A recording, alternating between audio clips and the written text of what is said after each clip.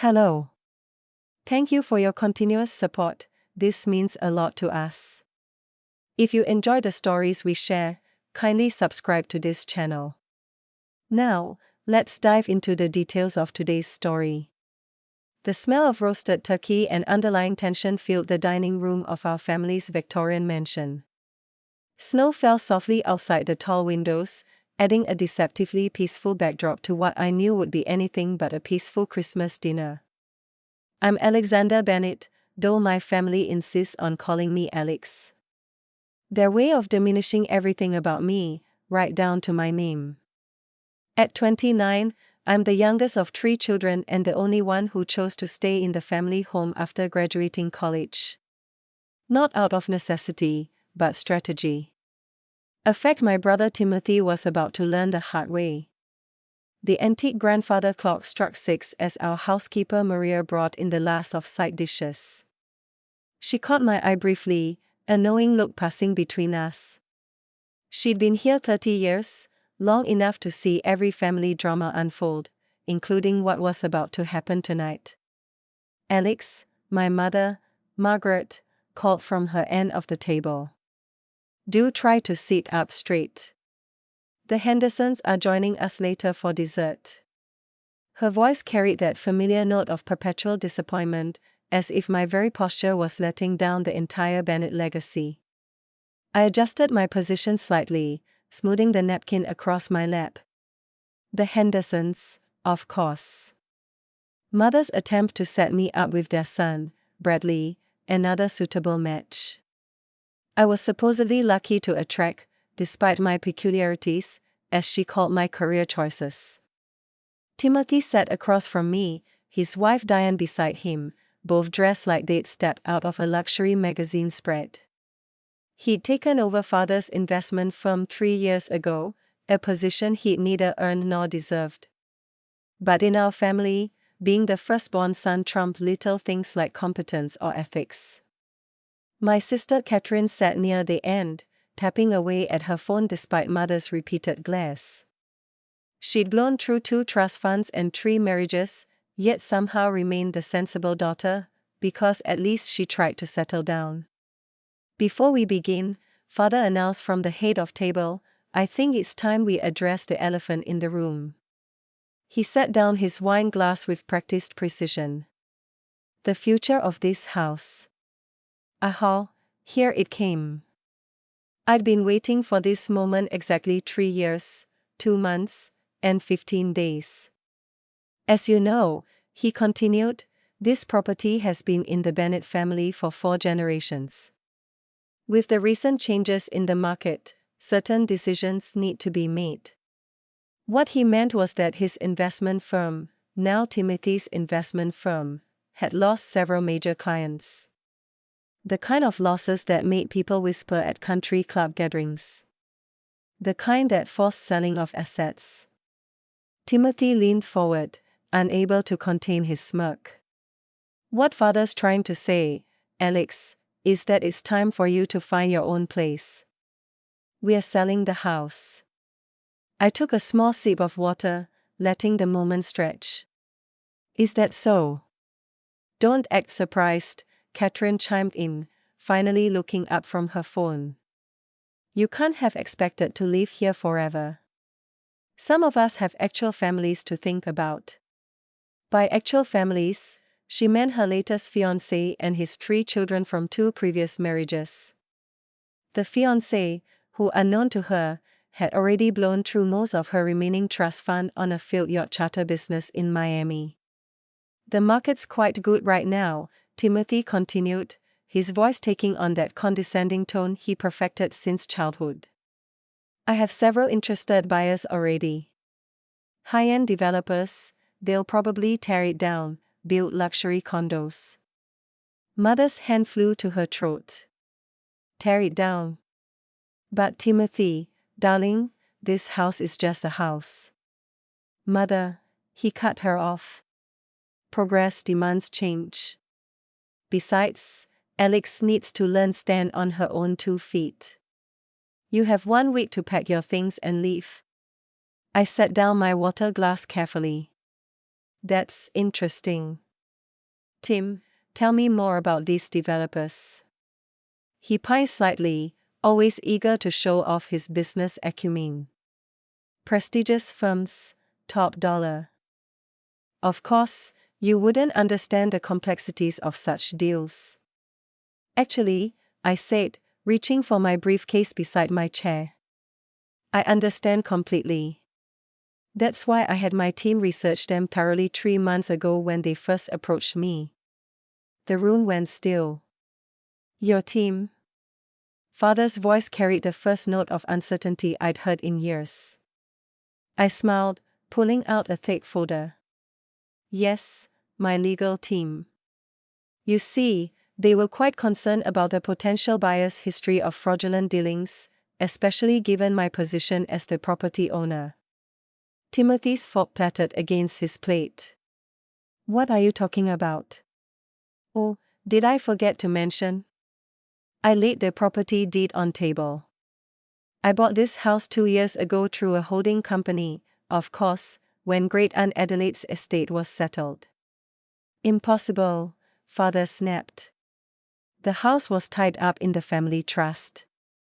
It wasn't for sale. The trust you borrowed against repeatedly to cover the firm's losses. I raised an eyebrow. The same trust you defaulted on last spring. The bank was quite happy to sell a buyer with liquid assets and excellent credit. They particularly appreciated my cash offer. Mother's face had gone pale. Catherine's phone slipped from her fingers. You're lying, Timothy sputtered. This is some kind of joke. Would you like to see the documentation? I opened the folder. Have everything here. The deed, the transfer records, even the receipts for the property taxes I've been paying while letting you all live here in tree. But your job, Mother whispered. You work in that little tech startup. I laughed softly. That little tech startup went public last year. I'm the Chief Innovation Officer and one of the founding partners. Did none of you ever actually Google my company? We are valued at just over $4 billion. The silence that followed was deafening.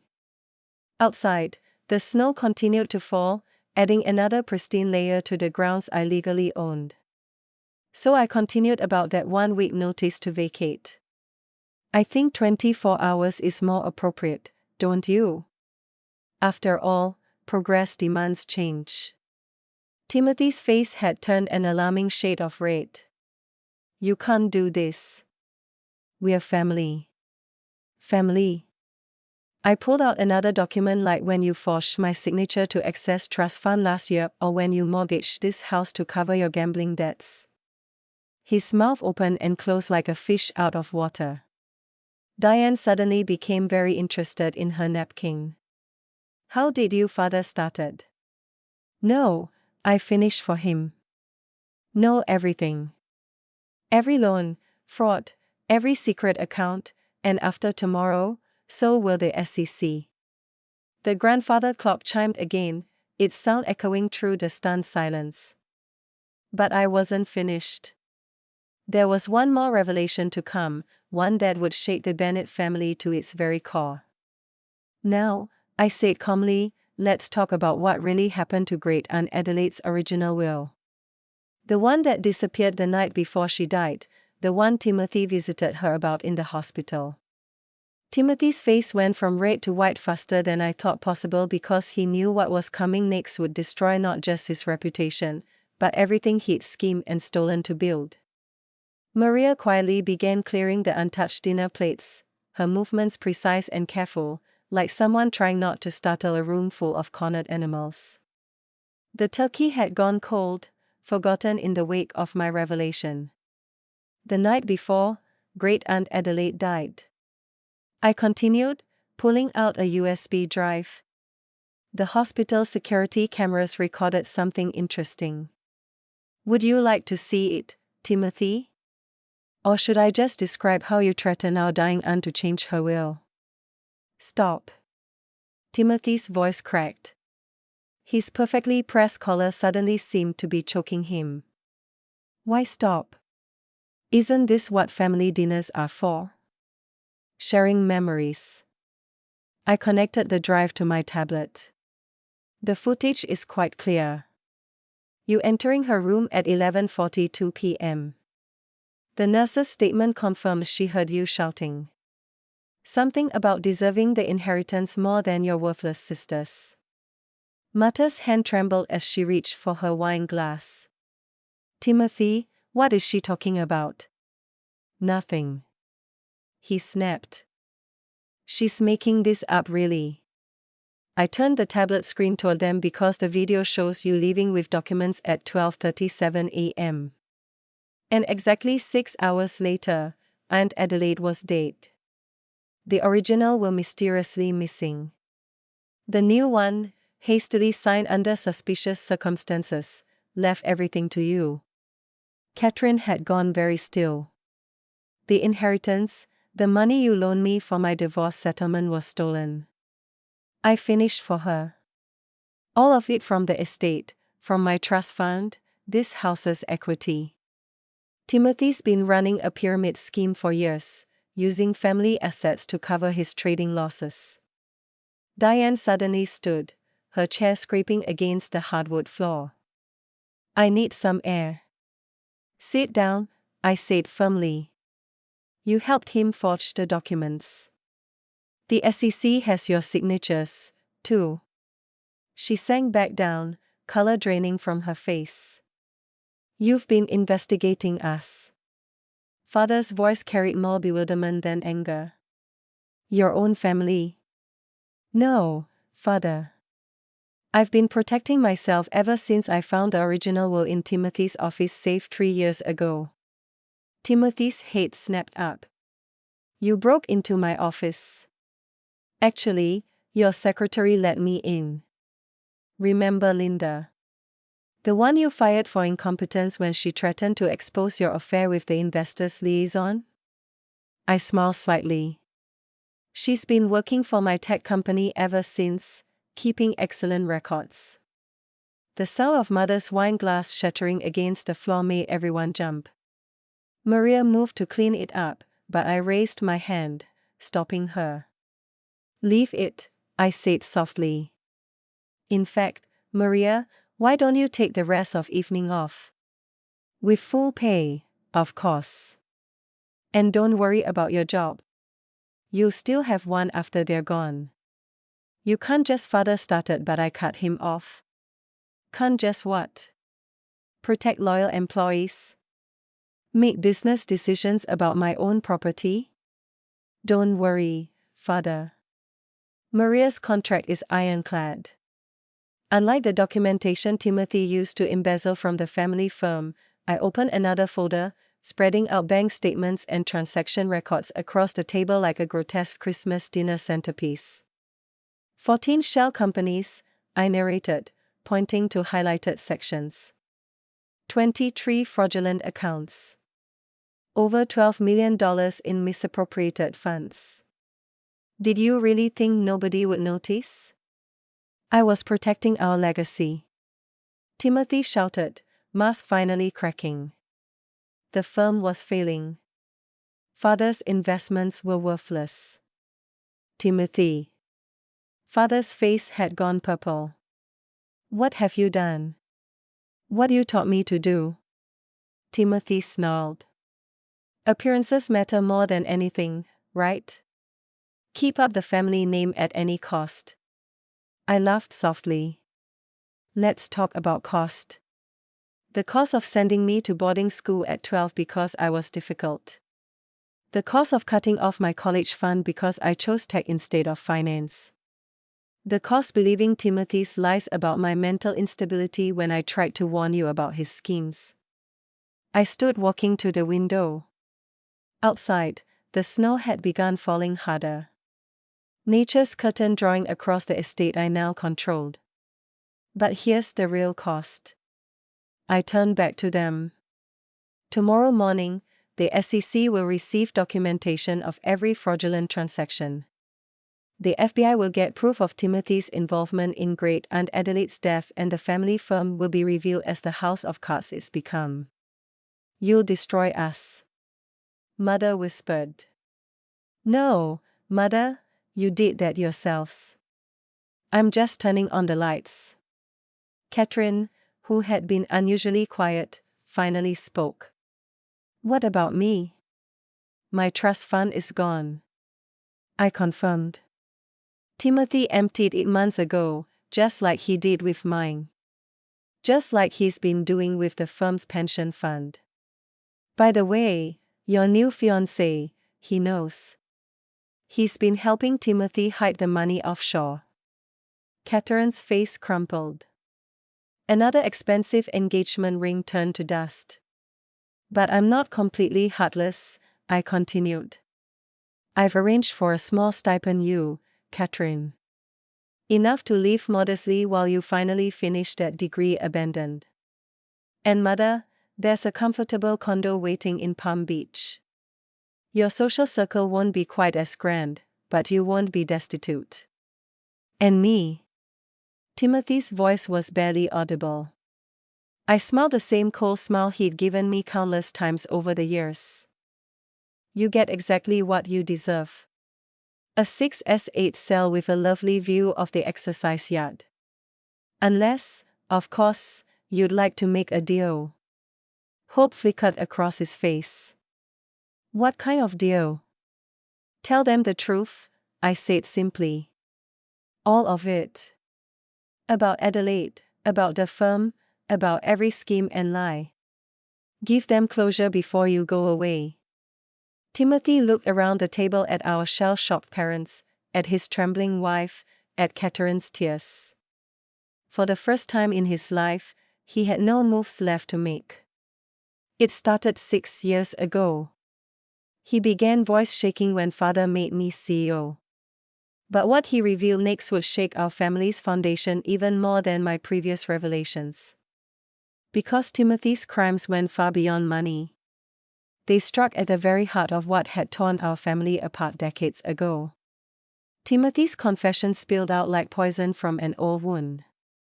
Each word making our mother flinch, our father age, and Catherine's tears fall faster. The firm was already failing when Father made me CEO. He continued, staring at his hands. His investments in oil had tanked. The real estate venture in Dubai was a disaster, but we kept up appearances using Adelaide's trust fund to cover the gaps. My sister's money, Father whispered. You stole from my sister. You taught me well, Father. Timothy's laugh was hollow. Remember when Alex was 12? When she found those irregularities in the family books, I remembered it was the reason they'd send me to boarding school. Difficult child needs discipline, they'd said. In reality, I discovered their first round of financial fraud. But that's not the worst part. Timothy's voice dropped lower.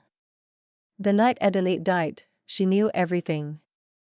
She'd hired a forensic accountant, was planning to expose us all. Mother's face went ash white. Us all. Tell them, Father. Timothy's eyes had taken on a strange fevered gleam. Tell them who really started this. Who taught me how to create shell companies, hide assets, manipulate accounts. Father stood so abruptly, his chair toppled backward. Be quiet. No, I cut him. Let him finish. Doe already know. I found your old records, Father. The ones hidden in the false bottom of your study drawer. Records going back 30 years. Catherine made a small broken sound. Daddy, it was for the family. Father's voice cracked. Everything I did was to maintain our position, our name, including sending me away. I asked quietly, including believing Timothy when he said I was unstable, turning the whole family against me when I tried to warn you about the firm's collapse. You were too smart, he whispered, too observant, just like Adelaide. The truth hung in the air like smoke, choking us all. So when she threatened to expose you, I continued, Timothy handled it just like you taught him to handle problems, but he got sloppy, left evidence. I pulled out one final document, a hospital record showing elevated levels of potassium in Adelaide's last blood test, levels that couldn't be explained by her condition. Did you know about this part, Father? Did you know your son graduated from fraud to murder? Mother ran from the room, the sound of her retching echoing from the hallway. Diane sat frozen, her expensive manicure digging half-moons into her palms. I didn't. Father stumbled back. Timothy, tell me you didn't. The family name. Timothy's voice was eerily calm now. Above all else, protect the family name. Your words, Father, your lessons. I stood gathering my documents. The police will be here in approximately 10 minutes. I called them before dinner. You're having us arrested on Christmas. Catherine's voice rose hysterically. No, Catherine. I'm having Timothy and Father arrested. You mother have different consequences. I handed her an envelope. Your new apartment lease, first year paid, along with enrollment papers for the community college nearest your new home. Time to build a real life. She took the envelope with trembling hands. Why? Why? Help me. Because you were a victim, too. Spoiled and enabled. Yes, but not criminal. Not like them. The sound of sirens grew in the distance. Timothy made a move toward the door, but I pulled out my phone. The house is surrounded. My security team has been in place all evening. Security team. Diane finally spoke. Did you really think I'd confront financial fraudsters and a murderer without protection? I smiled slightly. I learned something from this family after all. Always have a backup plan. The front door opened and heavy footsteps filled the hallway. 2 police detectives entered the dining room followed by FBI agents. Mr. Bennett. Timothy Bennett. The lead detective announced, you're under arrest for financial fraud, embezzlement, and in your case, Timothy, the suspected murder of Adelaide Bennett. As they read them their rights, Mother returned, leaning heavily against the door frame. I walked to her, holding out another envelope. The condo in Palm Beach, I said softly. It's peaceful. Far from all of this. There's enough money in the account I've set up to live comfortably, if not extravagantly. Why? She whispered. After everything we did to you. Because hate takes too much energy and I'd rather use mine building something new. As they led Father and Timothy away in handcuffs, I walked to the window watching the snow blanket their footprints, erasing all trace of their passage from my property. 3 months later, I stood in the same dining room, but everything had changed. The heavy drapes had been replaced with light, modern panels. The oppressive oil paintings of Stern Bennett ancestors had given way to local artists' work. The room was filled with light, air, and the sound of children's laughter. I'd converted the mansion into a technology education center for underprivileged youth. The same rooms that had once hosted Cole family dinners now held coding classes, robotics workshops, and entrepreneurship seminars. Maria still ran the household, but now as Sands operations manager with full benefits and a salary that reflected her true worth. Catherine had finished her first semester of community college with straight A's. She was studying social work, determined to help other families avoid our mistakes. Mother was finding peace in Palm Beach, volunteering at a local library, and surprisingly showing talent as a children's storyteller. Timothy and Father were serving their sentences. 20 years for Timothy, 12 Father. Diane had filed for divorce and turned state's evidence, receiving probation in exchange for her cooperation. The family firm had been dissolved. Its legitimate assets used to repay the victims of their fraud. The Bennett name no longer carried weight in financial circles. But I was building a new legacy, one based on innovation, education, and genuine value. I sat in my office, once father's study, reading the latest update from the Education Sense program director. Enrollment had doubled. Our first class of coding students was already receiving job offers. My phone buzzed. A text from Catherine. Got my midterm results. All as a game. Thank you for the second chance. I smiled, looking out at the grounds where children now played in the snow. Their laughter replacing the echoes of old arguments and older lies. On my desk sat a small photo of great Aunt Adelaide. Her eyes twinkling with the same love of truth and justice that had eventually cost her life, but had also finally brought change. The house is still in the family, I told her picture quietly. Just a different kind of family now, a better one. The snow began to fall again, but this time it felt like renewal rather than burial. Sometimes I'd learned the best revenge isn't destroying what others built. It's building something better in its place. As evening fell, I walked the halls of what was now the Bennett Technology Education Center, listening to the happy chatter of last students leaving for the day. In dining room, a group of teenage girls was finishing a coding project. Their laptops occupying the same space where that fateful Christmas dinner had shattered my family's illusions. One of them looked up. Miss Bennett, can you help us with this algorithm? I sat down at the table right where I had sat 3 months ago, but this time surrounded by hope rather than hostility.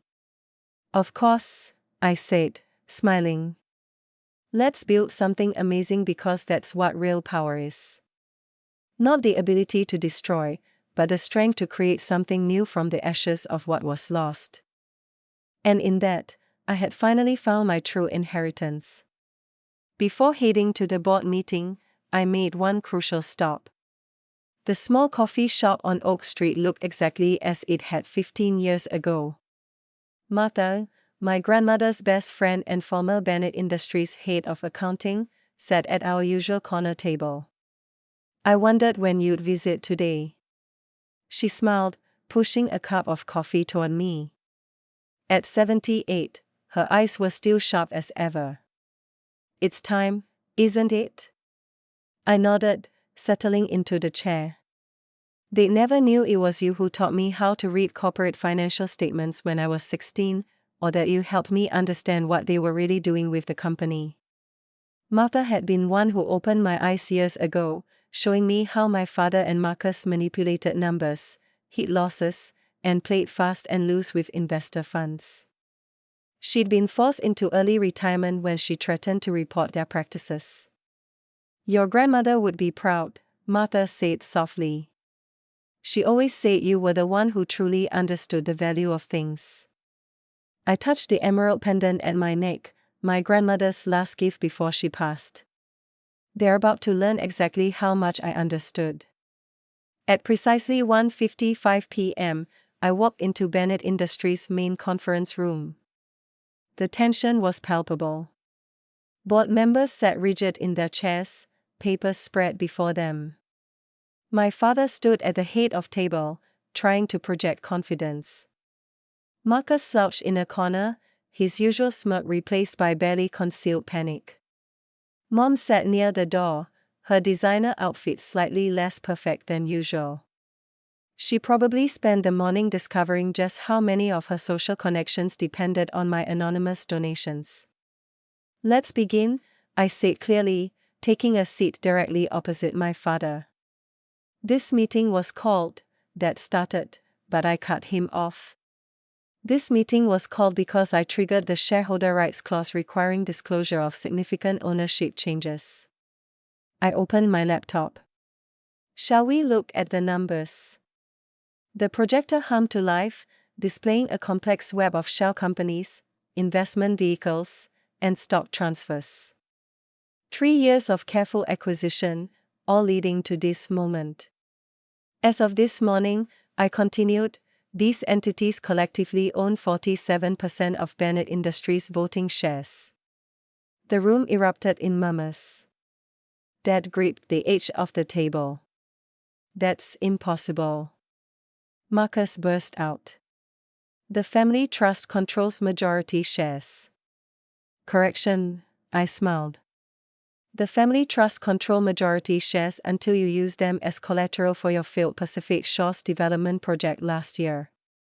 A project that coincidentally was purchased at bankruptcy auction by one of my investment groups."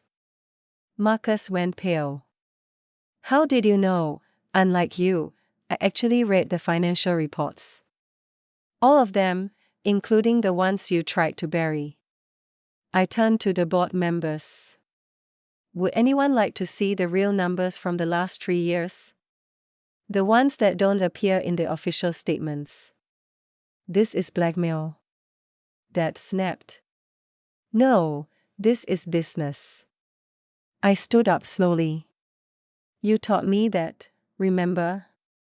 Everything's negotiable. Everything has a price." "What do you want?" a board member asked, his voice shaking slightly. "Transparency, accountability," and I paused, looking directly at my father. "A change in leadership." "You can't seriously expect," Marcus started. "Actually, I can because in addition to my shares, I also hold proxy voting rights for the Miller Group." I let that sink in. The Miller Group, our largest institutional investor, control another 15% of shares. Dad sank into his chair. "Catherine Miller is a personal friend. Catherine Miller is a businesswoman who recognizes competence over nepotism." I clicked to the next slide. "She's also aware of certain irregularities in the company's handling of her investments. Irregularities that I've documented extensively." The room fell silent. Years of mismanagement, hidden losses, and questionable deals, all meticulously recorded and ready to be exposed. "Here's what's going to happen," I said calmly. "The board will appoint an independent audit committee. Marcus will resign from all operational roles." "And Dad," I met his eyes. "You announce your retirement today or what?"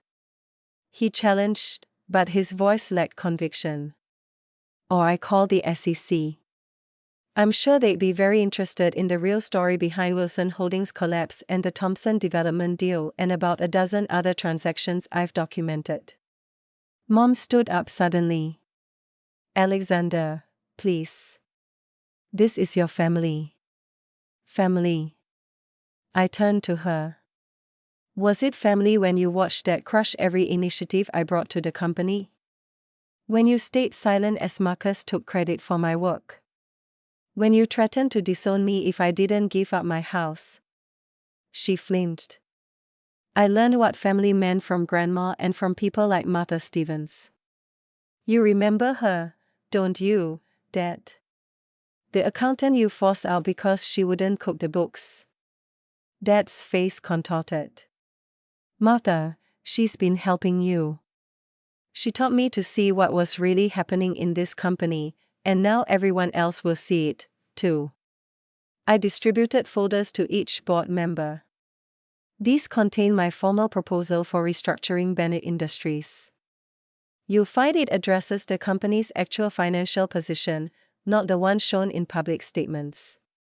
The next 2 hours were a blur of legal discussions, votes, and resolutions.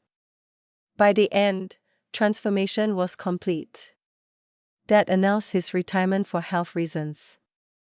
Marcus was removed from all operational roles and I became executive chairperson of the board with a mandate to reform the company's governance and operations. As the board members filed out, Dad remained seated, staring at the papers in front of him. "I never thought," he began, "that I could do this." "Finished." "That's been the problem all along." "What happens now?" Marcus asked, his arrogance finally shattered.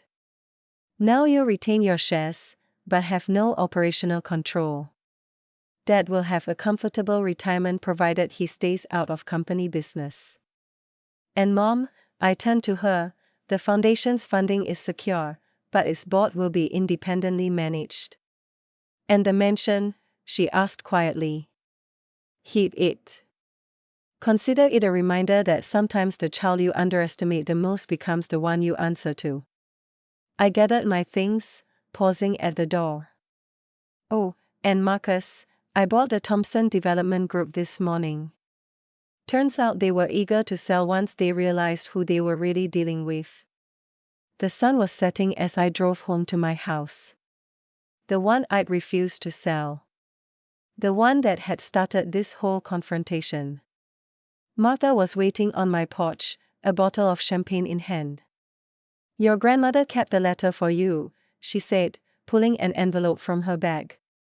She asked me to give it you when the time was right. I think today qualifies. The letter was short, written in my grandmother's elegant hand. My dearest Alexandra, I've watched you grow into someone extraordinary. Someone who sees beyond the surface of things. The emerald pendant I gave you isn't just jewelry. It's the key to a trust one established years ago. One your father knows nothing about. Martha will explain everything. You've proven you know how to build things. Now show them how to build something better than they ever imagined. All my love, Grandma. I touched the pendant again, understanding finally dawning. Martha smiled, ready to hear about your grandmother's real legacy. I nodded, opening my door to welcome her in. Because sometimes the best revenge isn't about tearing things down. It's about building something new from the ashes of what they never valued. And as for that house they wanted me to sell, it was never about the property. It was standing my ground, about refusing to be pushed aside one more time. The next morning, a single email went out to all Bennett Industries employees. Change isn't always comfortable, but it's often necessary. Together, we are going to build something extraordinary. And this time, everyone's voice will matter. Regards, Alexander Bennett, Executive Chairperson, Bennett Industries. Sometimes the biggest victories come not from the battles we win, but from the lessons we teach along the way. My family had spent years teaching me that I wasn't enough. In the end, I taught them that was more than they ever imagined. And that house they wanted so badly. I think I'll keep it. After all, it's got a perfect view of the Bennett Industries Tower. A daily reminder that sometimes the best response to "we don't want you" is become the person they can't ignore. Martha raised her champagne glass. To your grandmother, to the future, I corrected, smiling. And to remembering that some things aren't for sale, not houses, not principles, and definitely not self-worth. The sun set over the city skyline, painting the sky in shades of victory. Tomorrow would bring new challenges, new opportunities to reshape the company. But for now, sitting in the house, I'd refuse to give up. I was exactly where I needed to be. Because sometimes the best revenge isn't at all. It's showing them exactly who you've become while they were busy underestimating you. And I was just getting started.